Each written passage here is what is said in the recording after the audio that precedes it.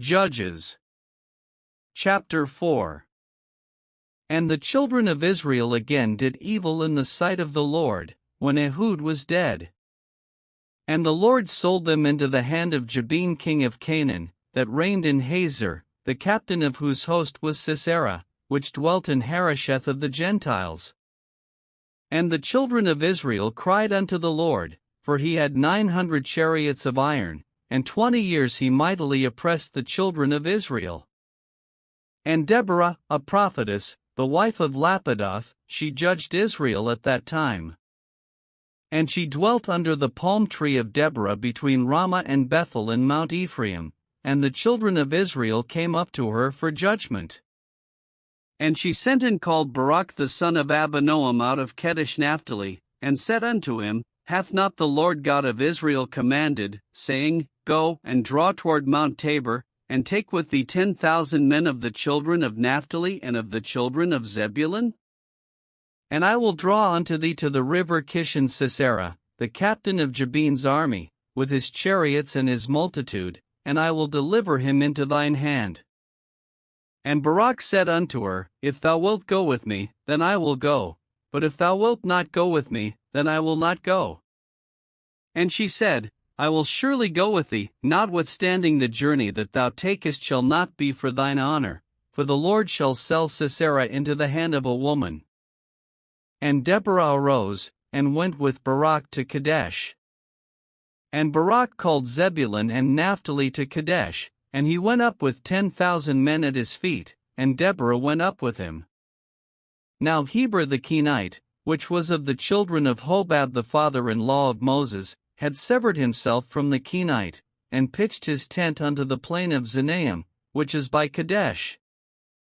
And they shewed Sisera that Barak the son of Abinoam was gone up to Mount Tabor.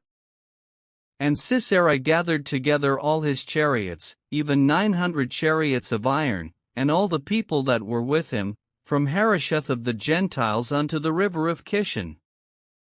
And Deborah said unto Barak, Up, for this is the day in which the Lord hath delivered Sisera into thine hand, is not the Lord gone out before thee?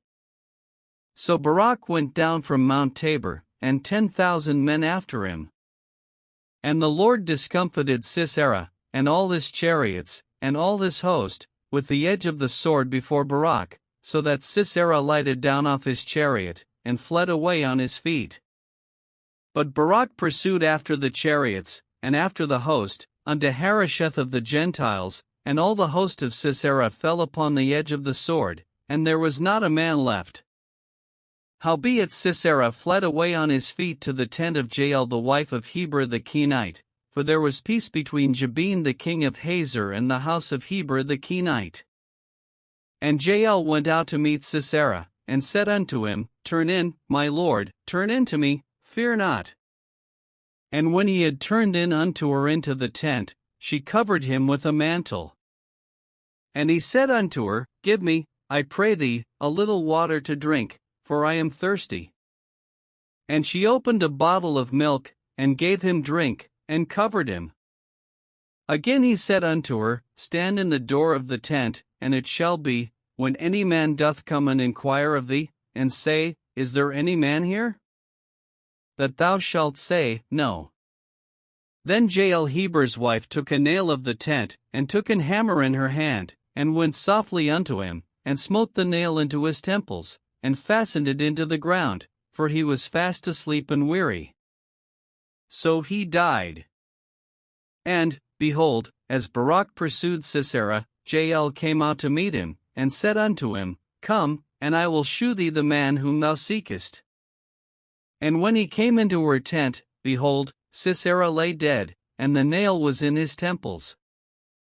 So God subdued on that day Jabin the king of Canaan before the children of Israel. And the hand of the children of Israel prospered, and prevailed against Jabin the king of Canaan, until they had destroyed Jabin king of Canaan.